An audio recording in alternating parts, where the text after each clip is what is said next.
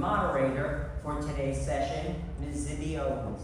She's the founder of Zibby Media, which includes the award-winning daily podcast, Totally Booked with Zibby, Zibby Publishing in New York, and Zibby's Bookshop in Santa Monica, California. Oh, that's where I used to live. She is the author of 6 books, including the USA Today bestseller Bank, a novel on being Jewish now, Reflections from Authors and Advocates. Follow her on Substack and Instagram at Zibby Owens, where she tells it like it is. And now Ms. Owens will introduce today's speakers.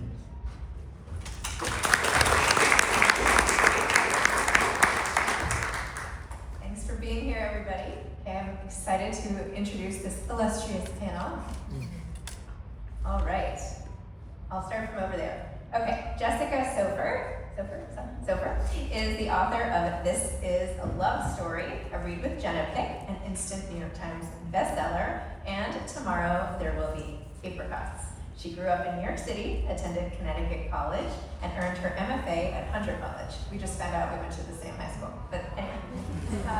Her work has appeared in Granta, the New York Times, Real Simple, Savor, the Wall Street Journal, and Vogue, and on NPR's Selected Shorts. She teaches creative writing to small groups and in the corporate space. Welcome. Ariel Sullivan is next. She is the author of Conform. She grew up a military brat, moving every 2 years. As a perpetual new kid, she often observed life from the outskirts, where a deep love of reading was born. When she isn't writing, she loves to read everything from poetry to psychology, bake with her sons, listen to live music, and travel. Inform is her first novel. And finally, we have Emma Knight, last but not least, who is a Canadian writer. Welcome to the United States. Thank you. Her first novel, The Life Cycle of the Common Octopus, was both a #1 national and New York Times bestseller. She has also written 2 nationally best-selling cookbooks, The Greenhouse Cookbook, which is also available for purchase outside, and How to Eat with One Hand. And her essays have appeared in the Globe and Mail, The Walrus, British Vogue, and Literary Hub. Knight is also the co-founder of Greenhouse, an organic beverage company based in Toronto. She studied modern European languages at the University of Edinburgh and journalism and international affairs at Sciences Po Paris. Okay, does everybody know who everybody is now? We're good? We're ready? Okay. All right, so one other thing that they all have in common is that Jenna Bush Hager is obsessed with them. They are either her book club picks or, like Ariel, the first 1,000 Voices published book, which is Jenna's new publishing company. So congrats on all of that success. Why don't you share what your books are about? Ariel, go first. Conform is a dystopian romance novel that takes place post the World War, where your worth is now in your genes. And so in this society, you're split up into 3 groups. You're either a major defect, a minor defect, or an elite. And you follow Emily, who's a minor defect, and she enters a procreation contract. And she finds herself stuck between 2 sides of a brewing rebellion, but also between 2 men on very different sides as well. So the life cycle of the common octopus is about an 18-year-old late bloomer from Toronto called Penelope Winters. She goes by Pen, and she knows that her divorced parents are keeping something from her. She follows her father in her father's footsteps, goes to the University of Edinburgh for her undergrad degree, and tracks down an estranged friend of his, who's now a really well-known mystery writer called Lord Lennox. He invites her to his centuries-old estate on the east coast of Scotland, and there she falls in love with his family. They're enveloping, they're warm, they're British, they're wonderful, they'll do everything for her to make her feel welcome, except answer her direct questions. And as she continues pulling at the thread of her family secret, she unravels more than she bargained for. I don't really remember what my voice It's been a while since I've done an event. It came out last February, so it feels not terribly fresh. But This Is a Love Story. It tells the story of a 50-year romance between Abe and Jane. Abe is an artist and Jane is a writer. It also includes the perspective of Central Park, their son named Max, who has a really complicated relationship with love, and also a woman named Alice, who is a young writing student and tries to get in the middle of their relationship. And in what is happening during the book is that Jane is dying and Abe is telling the story of their love from start until finish. So all of your books talk about relationships and love, and sometimes falling for someone who's not reciprocated, or maybe not the right person, or maybe they're torn between other people. What do you do? Talk a little bit about the art of writing lust and love and all of that. You go. That's me. Okay, so I was going to say that one of the most fun things about writing a relationship is just how difficult it is for two human beings who love each other to communicate honestly. And I'm grateful for this fact, because without it I don't think literature would exist. Specifically English literature. I think there's a grand Anglo-Saxon tradition of not being able to say what you feel. And so there's a certain amount of repression in my characters. The main character is trying really hard to understand who she comes from and what she comes from and what the kind of undercurrent in her relationship with her parents and with their relationship with each other is, so that she can become herself, instead of accidentally becoming, instead of following along the tracks that have already been laid for her, essentially. And she's a little bit afraid of romantic love. I think part of watching her parents' marriage implode when she was a young teenager and seeing that they're still pretty unhappy, even many years later, has led her to fear that the love that she reads about in 19th century novels doesn't exist in real life. And she's pretty stuck on that belief until she meets Sasha Lennox, the son of the author that she tracks down in Scotland. And I think in the case of this book, she's more in her mind than in her body, and it takes real attraction, real lust, the kind of communication that happens first with words and then without, in order for her to kind of give in to something very natural, and then as a result of that, start to look at love in a different way, and perhaps believe in it. Mine takes place, like I said, in a society where your worth is in your genes, and they have effectively destroyed the family unit.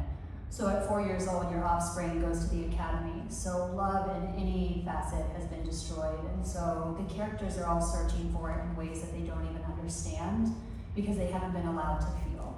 And so the main character in this is not only desperate to understand the society she's in, but she's also desperate to understand what it means to be seen and be loved at all. And it, to me, was very interesting because I wrote this during COVID, when we were all very separated, but we were all trying to find ways to cling to humanity. And it kind of gave birth to this idea that if you took all that away, what lengths would you go to? And it explores much more than just the romantic love. There's the maternal love is a big one in this, because mothers are forced to say goodbye to their offspring and then re-enter into a procreation agreement again immediately. So there's a lot of maternal love, there's a lot of unquieted love, forbidden love, but it's all different facets, and I wanted to explore it because, like you said, we're not very good at saying what we feel, even when it is allowed. So what would you say if it wasn't? I love both of them. In my book, love is really told in a sort of nostalgic format. So Abe, who's kind of the central character of the book, tells the story of his relationship with Jane from the time that they meet when they're quite young until the moment that she dies. And it's told very much in the retrospective, and him kind of chronicling everything that happened from start until finish. And so what happens is kind of less of the friction that happens in the day-to-day and more of the friction of what happens when you're losing someone. And so I think a lot of the kind of response that we feel, the biological response we feel as readers, has to do with their love dissolving naturally than their love being kind of at the beginning and fraught in the ways that they are. But in my book, love is also very much in relation to a place. So Central Park has its own voice, and I think so often in our lives we fall in love with a place and kind of never get over that place. For me, that place is Central Park. And so Central Park deserves its own sections, I felt, and has them. and also very much about the love of a child, which can also be complicated and difficult, and in this circumstance certainly is. Jane suffers from postpartum depression. She and her son kind of never come back from that, and they never align. And so it's about the love of a child, the complicated love sometimes with a child, and then the love that this young woman, Alice, feels towards Abe, which is unrequited, naive, and innocent in the way that some loves, I would say undergraduate writing students, I have particular knowledge of this field, towards their professors can be. And so there's sort of many different qualities of love, many different facets of love, and many different interpretations of love told in this one book, which is why this is a love story. Is there a love story in each of your lives that either influenced the book or that is something that you keep toying with and want to write your way through? I can jump in. I actually haven't yet mentioned the central love story in the life cycle of the Common Octopus, which is that between Pen and her best friend Alice. So there is a kind of coming of age, lust/love story with Sasha, but I would say that the real love story is one of friendship. And these two friends, the relationship between them is inspired by my relationship with my best friend. She does not bear a huge resemblance to Alice, and her track record is different from Alice's. She would probably want me to tell you, but I don't think I would have been able to write that kind of relationship had I not been lucky enough to have a best friend like that. One who knows that a friendship that can last a whole lifetime has to allow, and in fact, hope for both participants to change and grow. I think, so they're best friends from childhood who move overseas to go to university together, and the narrative takes place over their first year at the University of Edinburgh. And during that time, they both make several bad decisions, and they have to stand by and watch one another mess up. But they both recognize how necessary that is, and that as much as you want to intervene, it's really your job as a best friend to provide a safe landing place for the friend to come back to after they've made poor decisions, not necessarily to prevent them. Mine has to do with a couple love stories in my life. I think one is this whole book is born out of the idea that moving every 2 years, I knew in my life every hello had a goodbye. So I was very accustomed to knowing things came to an end. And within this society, you watch these people still try to love while they know that the relationship's going to end, the child's being taken away. And so there's this constant longing for it to stay, and it doesn't. And that really affects the main character. And then the other part that I really wanted to focus on is I did write this from a place of postpartum depression. And so I said that this is kind of the ladder I built myself to get out of that dark place. I also went to traditional therapy and highly recommend it, so if you're struggling, don't just read a book. That might make it worse. So I wanted to really focus on that. So there's a lot of the mother-child love, and you see different avenues of some women kind of putting distance between them and the offspring, knowing that it's going to end, and then the others who cling to it desperately because they can't stand the idea that it was going to end. And then you watch as they follow those child, even though you can only see them once a day or once a year. They follow and they what they're willing to do to themselves to make sure that child stays okay. So that was another big part of the love story for me. So I actually didn't come to this realization until literally the moment that I was on the Today Show with Jenna, to go back to the Jenna theme of this panel. But in my novel, Abe is an artist, is a writer, and Jane is an artist. And in my life, my mother is a writer, and my father is an artist. And my mother took care of my father as my father ailed and passed away. In the book, it is the reverse. And so I guess, now I know, so much of this book is really a reflection of that, a way to kind of, I think, pay homage to the beauty of a relationship at its ending point. I remember saying to my mother, pretty late in the game, it must be such a sad moment for you.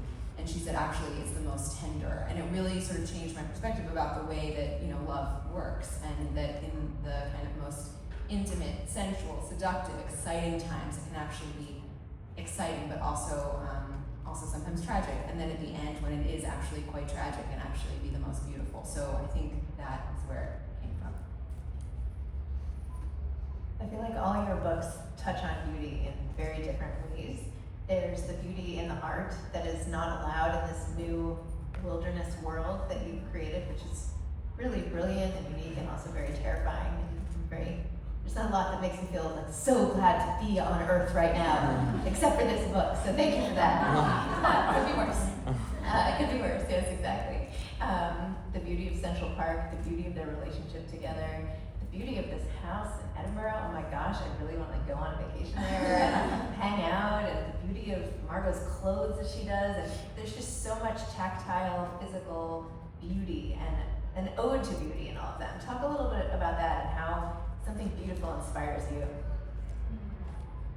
I was reading a friend's novel recently, yet to be published, and a line that she had a character who was a painter, and she had a line in there that I absolutely loved. She said, "In order to be a painter, you have to be in love with the world." And I said to my friend Harriet, "Do you think that's also true of a novelist?" Because I think in order to observe and then lovingly depict the world, you have to be very aware of beauty and interested in finding it wherever you can. The city of Edinburgh is spectacularly beautiful. I was lucky enough to live there for 3 years, and I don't think, sort of like what you said about, I don't think I knew how much it was still alive inside of me until I started writing this book. It started with the characters, but Edinburgh just kind of showed up as the only possible place that this action could unfold in. And I think it is sort of a character, and the beauty of its skies, the beauty of the history, like just how dense it is with spirits, this ancient place, I guess it forces you to appreciate, when you're trying to capture something ephemeral in just words, it really forces you to try and look at it from every angle and identify what about it is beautiful to you, and I loved doing that.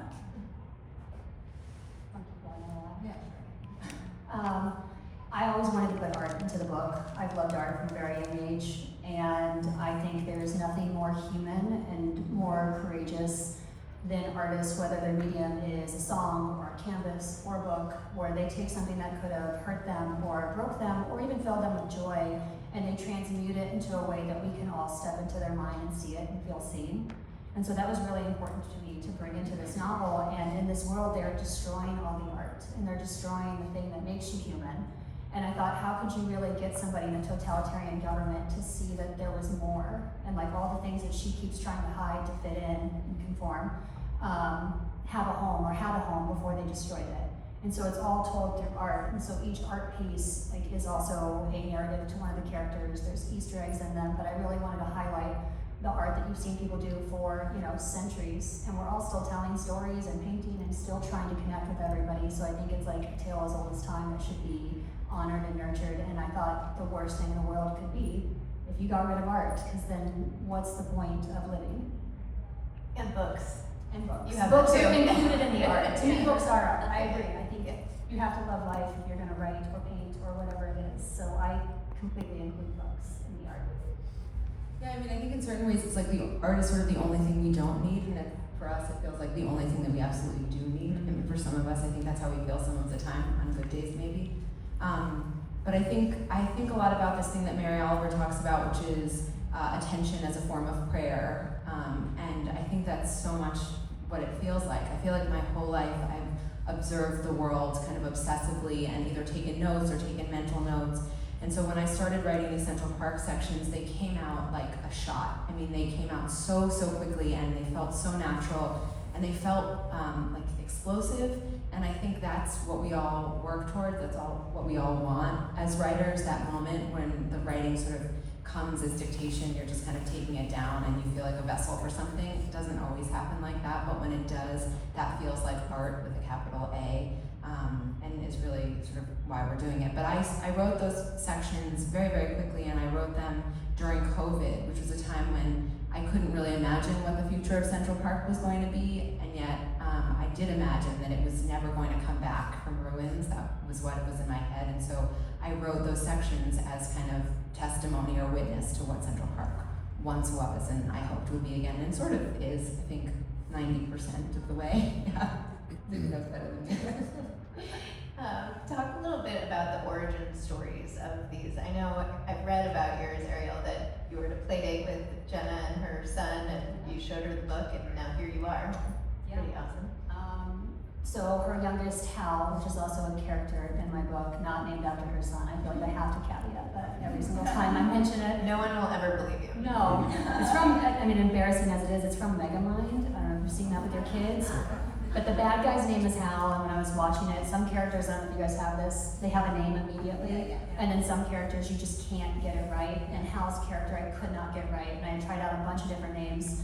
And then the bad guy came on the screen and his name was Hal. And I was like, that's a waste of a name. I'm gonna put it with him. And it worked.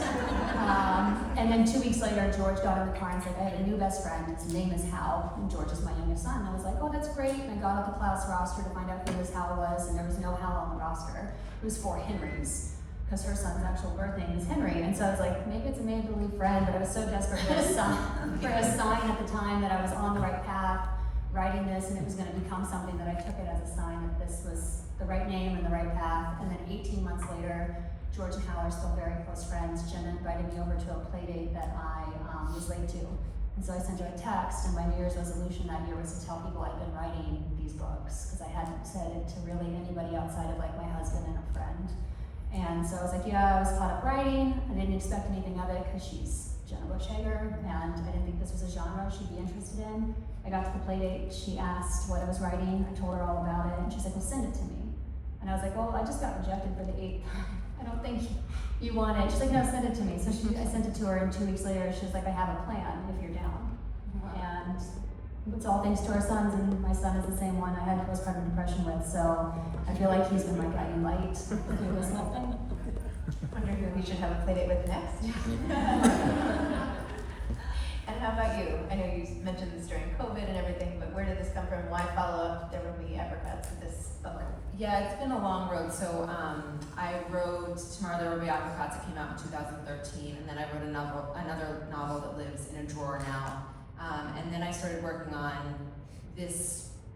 I really thought it was just going to be a novella. I thought it was going to be very niche and very small, and it was just Abe's sections, and it was Abe retelling the story of his relationship with Jane from start until finish. And I pushed it really hard for years. For probably 5 years, I worked this book, and eventually I showed it to a friend who is also a writer. This is an interesting point because we are among people who read, but Liz Moore, who wrote God of the Woods, and she said this feels like just part of the love story. And immediately I started thinking about the ways in which no love story is insular, no love story lives inside a vacuum, and so how to kind of expand that. And so I thought about the direct impacts on that relationship that there were, and that, of course, was their relationship with their son, the relationship with this woman, Alice.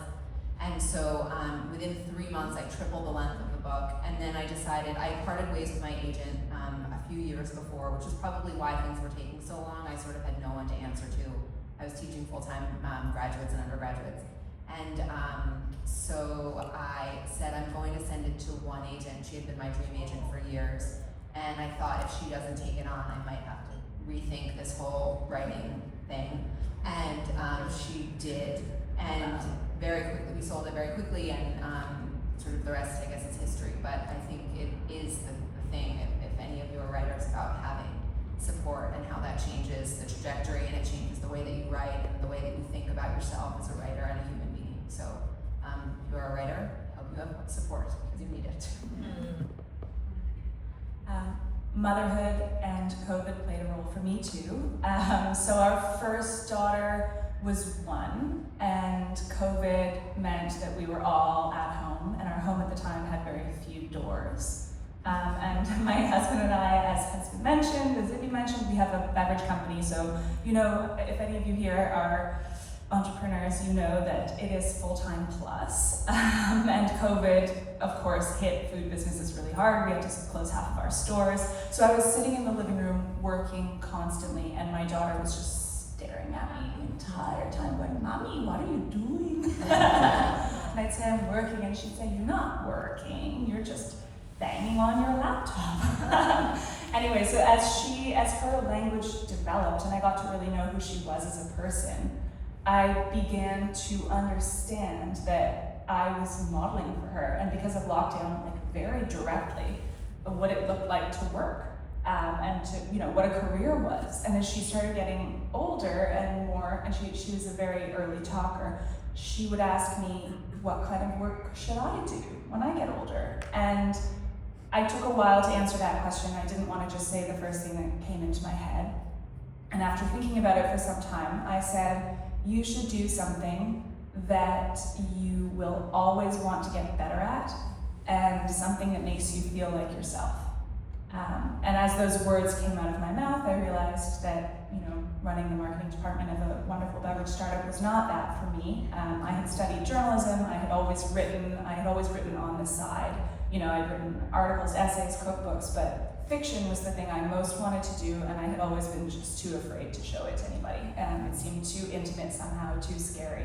But here I was with this little person, and I was actually pregnant with her sister.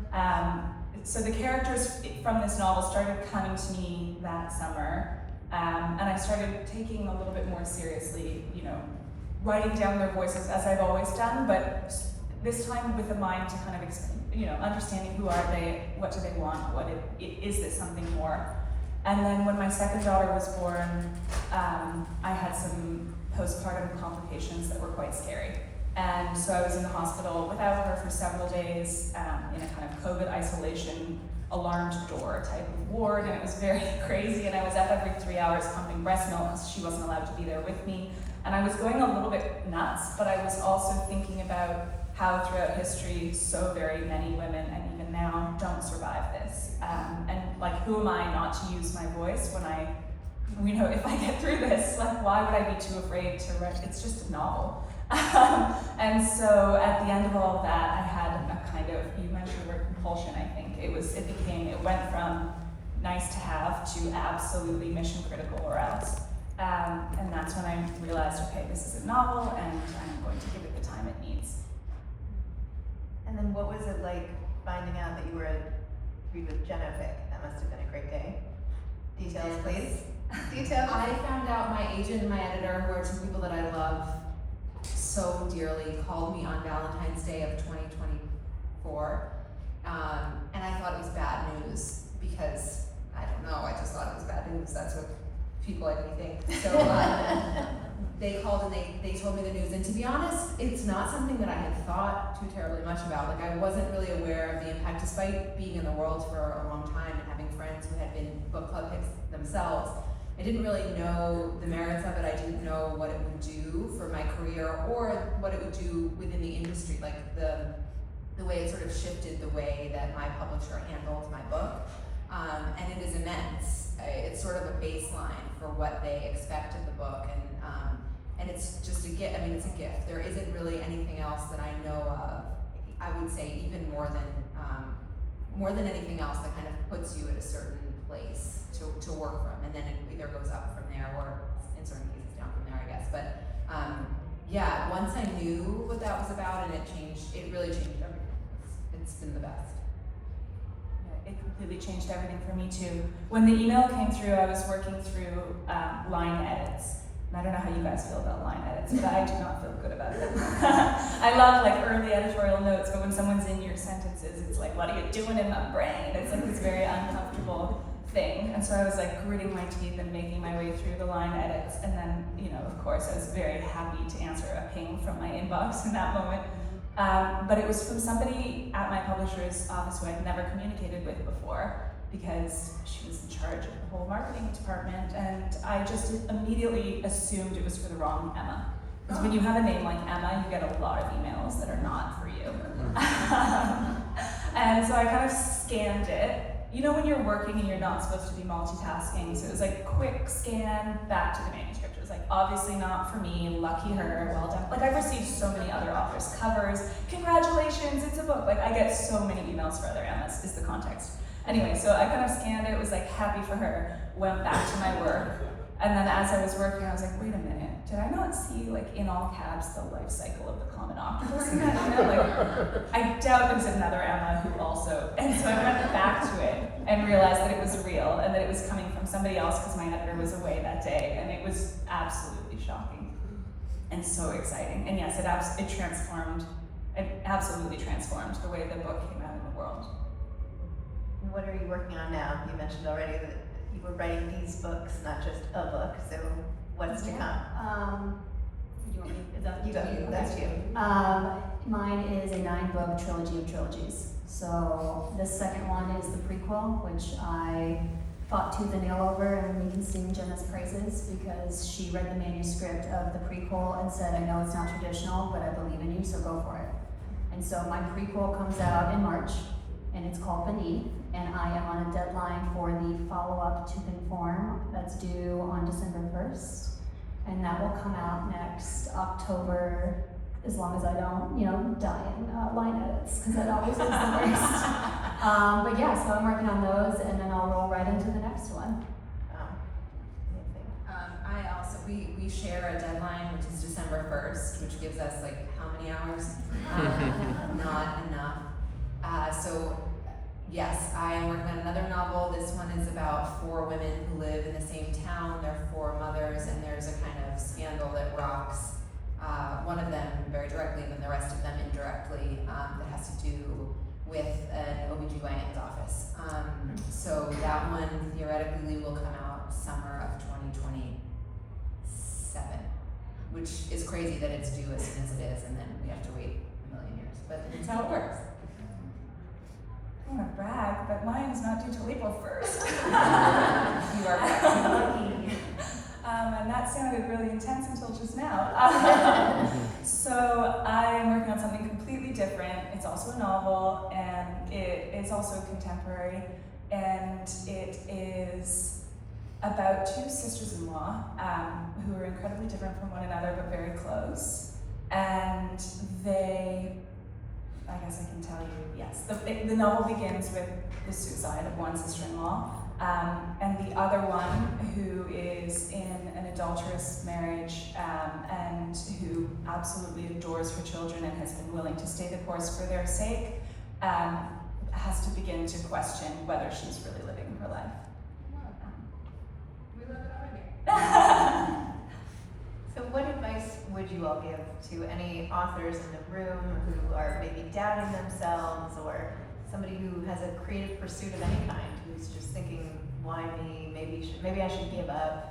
Like, motivate us a little bit here. It's the end of the day, we need some, let's all get uplifted. Your job, go ahead. Let's start with Jessica. I mean, there's the minutia minutia advice, but then there's the big one, which I think is really just like find one person who believes in you and your work. And that might be somebody within your family, it might be somebody in the industry. It doesn't really matter. You just have to know that what you're doing is not insane, and that your life's work is not crazy, and you will feel less lonely, and you will feel galvanized, and you will be able to go on. And I think it's just really critical. And I, from my experience, for those years that I was working on the novel that now lives in the drawer, I was working really by myself. I wasn't showing it to anybody. I didn't have an agent. And it was really lonely, and I really just kind of kept circling, like I was chasing my own tail. So I lost a lot of time, and I lost a lot of confidence in myself as an author. So find your people, or find your person. I would say to give yourself permission to fail, because much like Emma touched on, I had given myself every reason why I couldn't do this. And that inner voice was so loud that every time I sat down, I would close the computer and I wouldn't finish whatever I started. And then I read this quote that, when I say it, I think it comes across almost as discouraging, but for me it was liberating, and it said every great story has already been told. And it's true. The thing is, we're all still telling them. And so for that, it kind of like, I didn't have to reinvent the wheel. I just had to make sure that my wheel rolled. And all of a sudden, it was so easy to write because there was no one telling me I couldn't. Because yeah, love stories have been told, dystopian's been told. I wasn't going to create something new, but no one had ever said it the way I wanted to say it. And so once I knew that, it worked. And so I would remind yourself that you're actually the power behind whatever you're doing, because no one has lived your life and can tell the story that you can. Love that. Those are both very inspiring answers. I would say, as much as possible, separate your inner editor from the process of writing. So I like to do first drafts by hand, and the main reason for that is that I can't backspace. Because if I'm typing, I backspace halfway through a sentence, and I'm constantly questioning whether it's good enough. Whereas if I'm writing by hand, I can write pages upon pages upon pages of potential garbage, but potential gold. And later you'll decide. You can't decide as you're doing it. As you're doing it, the rhythm, it matters more. And trying to get at the truth as it comes to you matters more. And so with the first draft of this one, I just set myself the task of getting to the end. It was, I don't care if I publish a novel, I just care that I write one. It'll probably sit in a drawer for forever, because that's what usually happens, right? And that's okay, because if it takes me this one to get to the next one that is more likely to succeed, then fine. So yeah, just writing through to the end. Of course, it's not possible to not edit once as you're doing that, but insofar as you can, separating the writer, and then the editor your inner editor will have a great job later. And then I guess the other one is just that a lot of it is grit, but part of it is patience. Like the grit of showing up at your desk every day, or however often you have the opportunity to, and it doesn't have to be every day. You can definitely do it from anywhere at any time. But the grit of I'm going to keep doing this sometimes has to meet the patience of I'm bumping my head up against the wall and I don't know how I'm going to get out of this corner. And those days, just like eyes open, out for a walk, eventually reading, something will come if you're patient. Doesn't it take forever to write things by hand? Not if you're really it's messy, which is part of my strategy, because I can't go back and reread it and revise in the moment if I want to. Can you ever not read your own handwriting and worry about brilliance lost? No, that doesn't happen. But what does sometimes happen is that I'm so horrified by, if I'm really in the flow, sometimes I'll misspell extremely obvious words, and I'm like, are we okay? I do that. Okay. How do I you do spell that and I that? type it.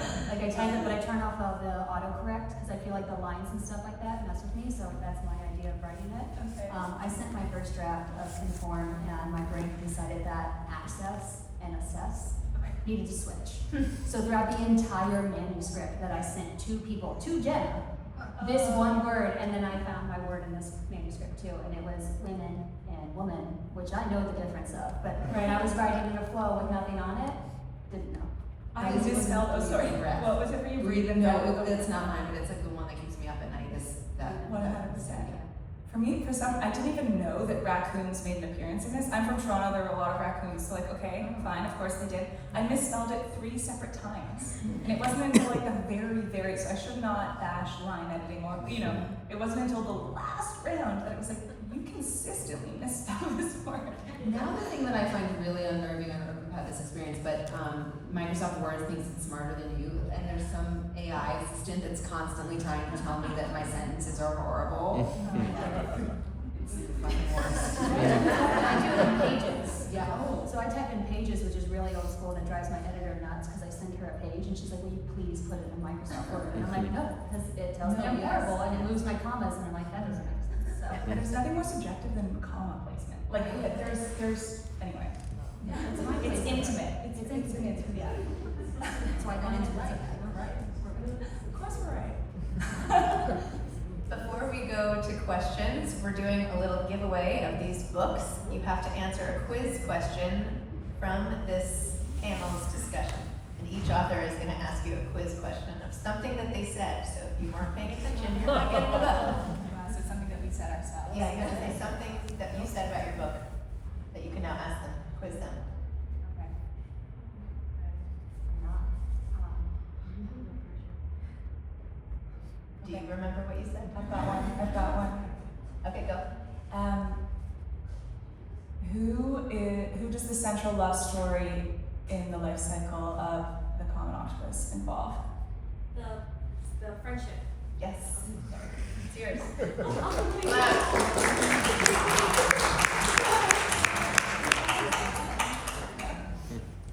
I named the 3 different groups within the society. If you can name one of them, it's yours.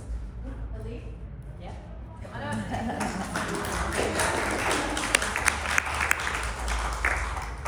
All right, Jessica.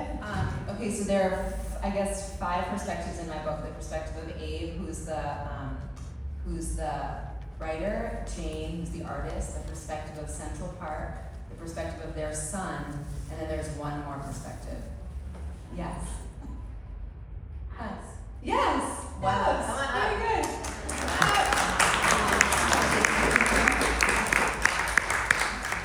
All right, books are your love language. Here you go. Bless you. Thank you. Questions?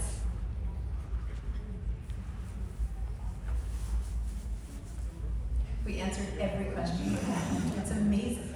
Someone has a question. All right, go on up.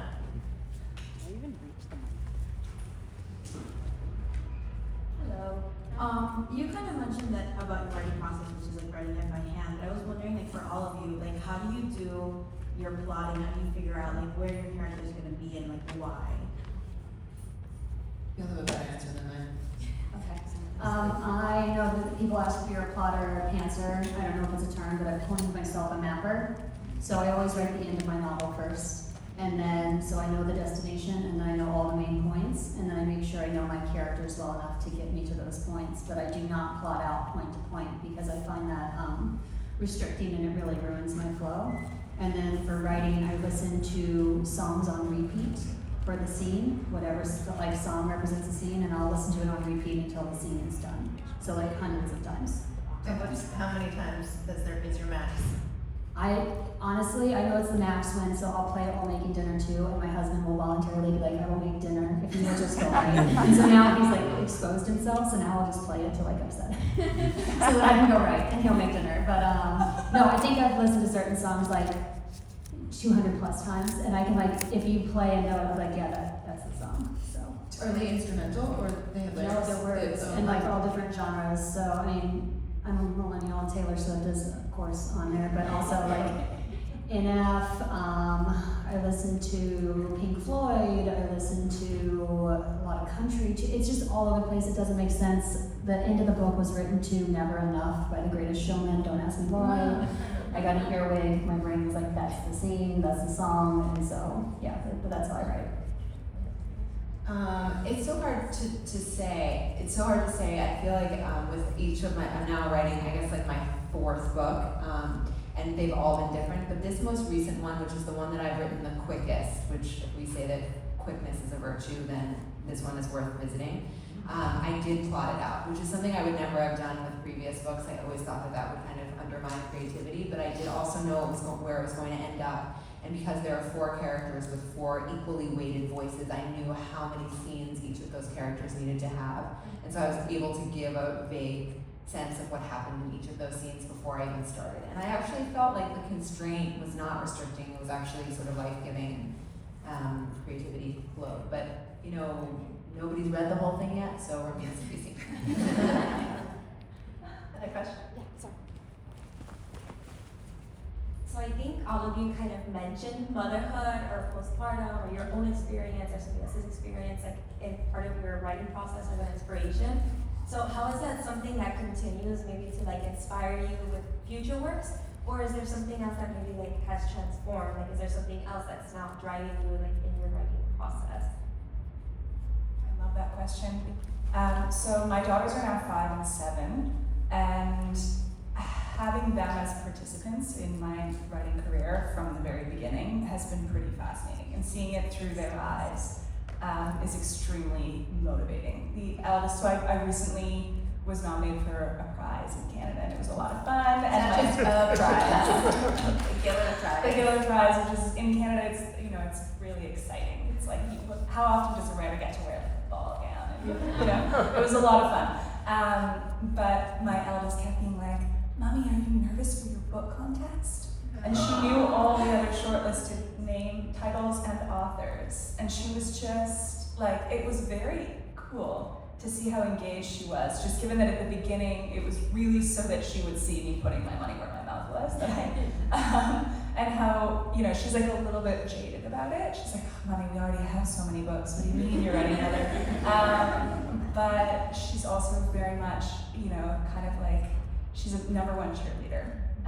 And I think as far as subject matter goes, motherhood is so, like, I don't think I'll ever material there. And I'm only 7 years in, so yeah, I think just that as a theme will be endlessly fruitful, I think.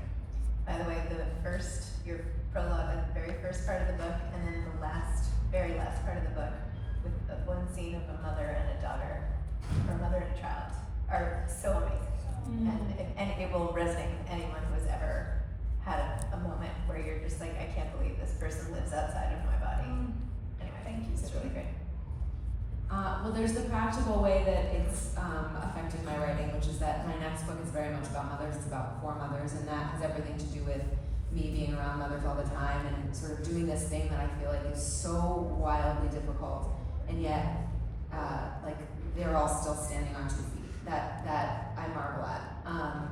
And then there's the kind of more philosophical way that it affects me, which is in certain ways the same way that Emma feels, which is that I desperately want her to be proud, and I know that she watches the thing that I do, and she can see how much I love it, and it's now sort of what she does too. She's like a voracious reader, she's 6, and she writes her own books, and I don't know if it will stick, but I know that I know that she understands the concept of loving what you do as art and also as work, and I think that that's wildly important.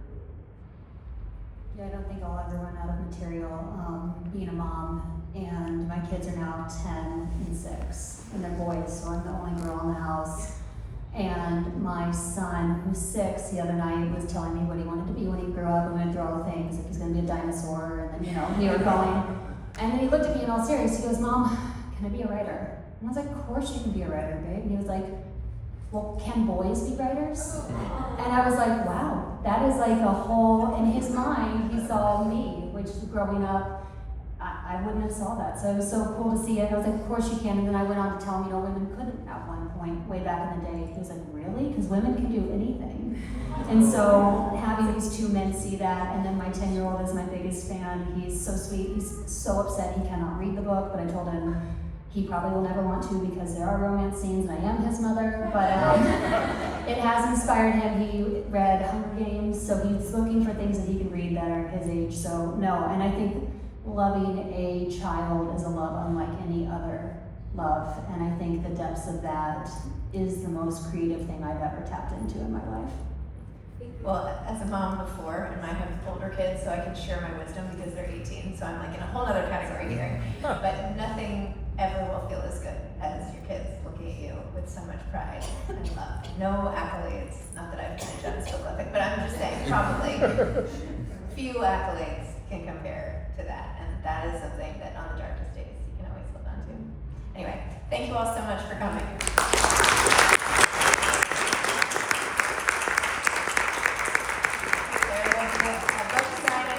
There will be a book signing right outside. So go and get their books. They came all this way. Go support them.